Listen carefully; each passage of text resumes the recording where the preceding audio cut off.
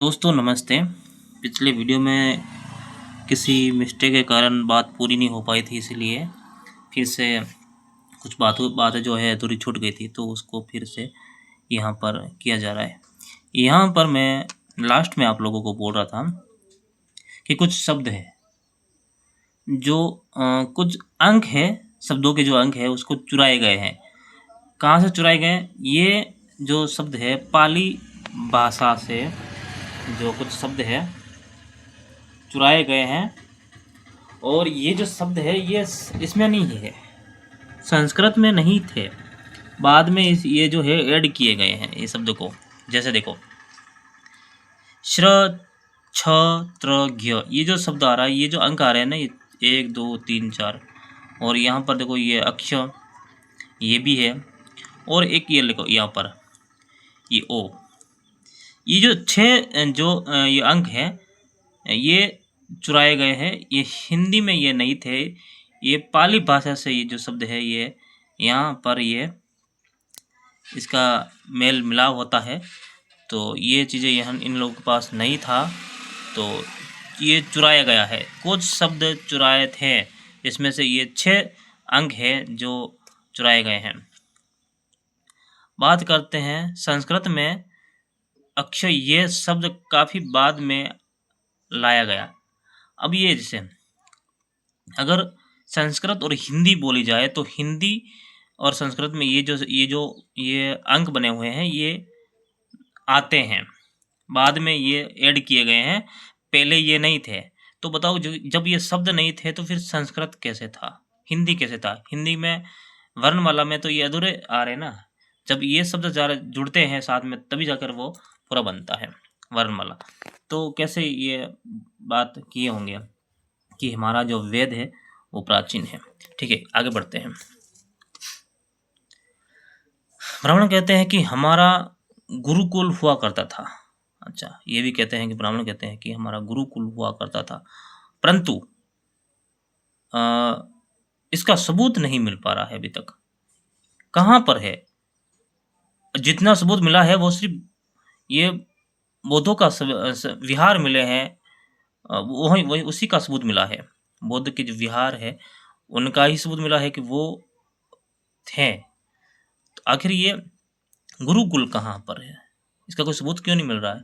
अब देखो यहाँ पर एक शब्द है जो कि ईसा के जन्म के बाद का है। ये देखो ईसा के जन्म के बाद का है, या एक सदी का या 2 सदी का, इस तरह का जो है ये शब्द आया है। और ये अपनी पाली भाषा में आया है। तो इस चीज़ों को अब ये ईसा से बाद में आया है ये शब्द, तो फिर वो लोग ऐसे कैसे कह सकते हैं कि ये संस्कृत बहुत पुराना है? ये जो ओ है ये तो बाद में आया ना। या जो ओ की जो मात्रा है, ये वैदिक जो वे की जो मात्रा आ रही है वो तो ये ईसा के 100 साल बाद आया है। तो कैसे ऐसे ये है संस्कृत इस मान सकते हैं कि बहुत पुराना है, प्राचीन है। अब यहाँ पर देखो वैदिक काल कब था, एक शब्द और आ गया है जो कि वैदिक काल कब था। अब समझने की बात है कि वैदिक जो वे है वो शब्द उसमें ओ या ए की मात्रा मात्रा ही तो है। ठीक है, अब यहाँ पर क्या हो रहा है कि जो वे लिखा हुआ है, जो वे ये यहाँ पर देखो वे लिखा हुआ है ना, ये वे जो शब्द आ रहा है ना, ये ऊपर की मात्रा लगी हुई है, ये तो ईसा के 100 साल बाद आया है। तो अब ये वैदिक जो शब्द अब कह रहे हैं कि मैं वैदिक वैदिक वैदिक काल वैदिक वेद हमारे हैं, तो फिर ये वे कहाँ से लाए हैं? ये तो अभी बना है ना, ये ईसा के जन्म के 100 साल बाद बना है। तो कहाँ से ऐसे जो है ये वे शब्द से वेद बन सकता है बताइए? इसका अर्थात सीधा जाता है कि बाद में बने होंगे, जब पूरे आंकड़े पूरे शब्द बन चुके होंगे तभी तो जाकर ये सारे इस वेद शब्द का निर्माण हुआ होगा ना। और मैं जो ये ओ शब्द है तो ईसा के जन्म के बाद बना है, और ओ धम्म लिपि में ओ का ये सर्व ही नहीं था। अच्छा, जो ओ जो शब्द है धम्म लिपि में ओ का सर्व ही नहीं था। समझ गए होंगे।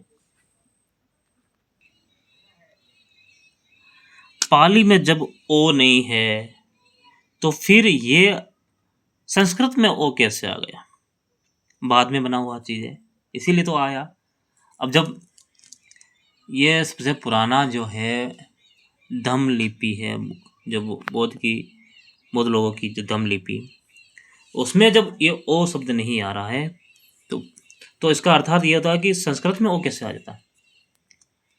पहले तो नहीं बना ना, बाद में बना हो सकता है। आगे बढ़ते हैं।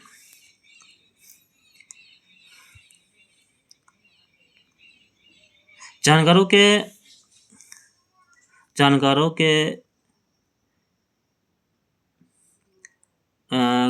के हिसाब से बताया जाए तो सिंधु घाटी में तो वेदों का प्रमाण ही नहीं मिलता है। वैदिक काल का कोई सबूत नहीं है वहाँ पर। अच्छा, जानकारों से ये मालूम चलता है कि वहाँ उस समय जब सिंधु घाटी था तो उस समय कोई वेद का या फिर वैदिक सभ्यता का कोई सबूत वहाँ पर नहीं मिलता है। बात यहाँ पर बिल्कुल खुलासा हो जाती है। आगे बढ़ते हैं। क्या आर्य विदेशी थे? अच्छा, फिर से हमें क्या करना पड़ेगा कि भाई इस वीडियो को हमें यही पर एंड करना पड़ेगा, क्योंकि यहाँ पर दोस्तों क्या हो रहा है कि एक नया शब्द आ चुका है। चलो इस पर ही बात कर लेते हैं अभी। क्या आर्य विदेशी थे? लोग कहते हैं कि आर्य जो है कहीं से आए हैं। अच्छा, और पहली बार वो आके सिंधु पर आक्रमण किए थे। और पहली बार जब सिंधु पर आक्रमण कर लिए थे तो वहाँ की जो ये नगरी थी उनको अस्त व्यस्त कर लिए, तोड़ फोड़ दिए थे। सिंधु मोहनजोदड़ो जैसे नगरों को अस्त व्यस्त कर दिया था। परंतु ये भी झूठ हो सकता है। झूठ इसलिए हो सकता है कि आर्यों ने यहाँ कोई आक्रमण नहीं किया है। ये बात आप सुन लीजिए, सिंधु पर आर्यों ने कोई आक्रमण नहीं किया। ये फेक बातें हैं, बिल्कुल झूठ बातें हैं। ये किसी और कारण से ये जो है यहाँ पर अस्त व्यस्त हुआ है। उसका रिसर्च भी किया हो चुका है वहाँ पर कि ऐसा क्यों हुआ था। वहाँ कुछ जल धारा की वजह से ऐसा कुछ नुकसान वहाँ पर हुआ है, परंतु यहाँ पर कुछ भी आक्रमण यहाँ पर नहीं हुआ था। ये बिल्कुल बात गलत है। एक बात और है कि हनुमान को जब ये किरदार, जो हनुमान का जो किरदार है, भारत में कहाँ से आया? क्या वो बाहर का है या फिर भारत का ही है? मतलब हनुमान एक शब्द है, भगवान हनुमान लोग लेते हैं नाम, तो ये हनुमान जो है ये जो शब्द है, ये किरदार कहाँ से आया है? तो जरा इस पर भी हम नजर डालते हैं थोड़ी से। बाहर का चोरी का माल तो नहीं है, चोरी किया हुआ तो नहीं है। वो देखते हैं, चाइना में मंकी किंग का एक प्रचलन है, जिक्र है, मिलता है। आप लोग बहुत सारी फिल्में देखे होंगे मंकी किंग वाली। वहाँ पर एक शब्द है ये तिपिटक में भी इसका जिक्र मिलता है। और वहाँ जो है ये कोई मंकी नाम का एक कोई जो बंदर है, एक मंकी जो रहता है वहाँ पर, तो वहाँ पर ये जो सारी चीज़ें हैं ये बुद्ध से जुड़ी हुई चीज़ें हैं। और ये जो आपको त्रिपिटक में जो लिखा मिल रहा है, ये अभी क्या है, ये जो बात है ये जातक कथाओं में मिलता है। ये जो एक हनुमान का जो किरदार है ये चाइना से चुराया गया है, वहीं से ये चुराया गया है। ये चाइना से उठाया गया एक शब्द है हनुमान, मंकी किंग। और जो कहानी है, ये साथ में जो उड़ने वाली कहानी है, ये पुल बनाने की जो कहानी है, आगे चलकर ये रावण को मारने की कहानी, इस तरह की जो ये रामायण जिस तरह से बताई गई है, रामायण में जितने जितने सारे जो बताए गए हैं, ये जिसमें ये हनुमान जो काम कर रहा है, जो हनुमान का जो किरदार कर रहा है, ये जो है ये चाइना से उठाया गया है। ये बात आप लोग समझ लीजिए, ठीक है। चाइना से ये उठाया गया, जो बुद्ध का रखवाला है, मतलब कि वहाँ उस चाइना में बुद्ध के साथ रहता है एक बंदर, एक मंकी किंग, जो कि बुद्ध के आसपास हमेशा घूमता रहता है। तो उसकी जो कहानी है, ये कुछ अनुयायियों ने वहाँ पर इसमें त्रिपिटक में लिख दिया है, और इसी बात को लोग करते हैं। तो ये बिल्कुल साफ यहाँ पर हो जाता है कि बुद्ध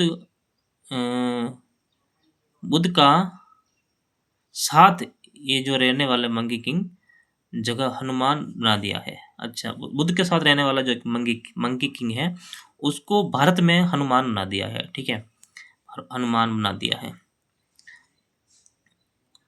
वैदिक ने क्या किया, जिसने भी बौद्ध विहार स्तूप थे, जैन और बुद्ध के अनुयायी बनवाए थे, बौद्ध विहारों को टेम्पल कहा गया।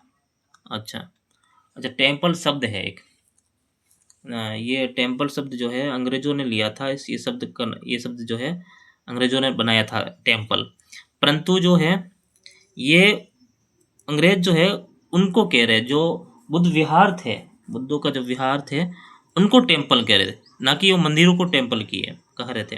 परंतु यहाँ पर जो है इसका अर्थ ये निकाल दिए हैं लोग कि मंदिर है, मंदिर नहीं, वो बौद्ध स्तूप और वो विहार बने हुए हैं, उनको ये वो टेम्पल कह रहे हैं, ठीक है। बौद्ध विहारों को टेम्पल कहा गया है, और ब्राह्मणों ने टेम्पल का अर्थ जो है मंदिर निकाला है, परंतु यह सच नहीं है। सोमनाथ मंदिर बुद्ध विहार था। सोमनाथ जो मंदिर आज बना रखा है ना, वो बुद्ध विहार था, और वहाँ उस विहार को अंग्रेजों ने टेम्पल कहा है, ठीक है। तो बात आप लोगों को बिल्कुल कम समझ में आई होगी, पर फिर से एक बार मैं समझाऊंगा अवश्य आप लोगों को, ठीक है ना। सारी बातों को मैं फिर से समझाऊंगा, तो जितना अभी समझ में आ रहा है उतना आप लोग ले सकते हो, बाकी आगे के वीडियो में समझाया जाएगा।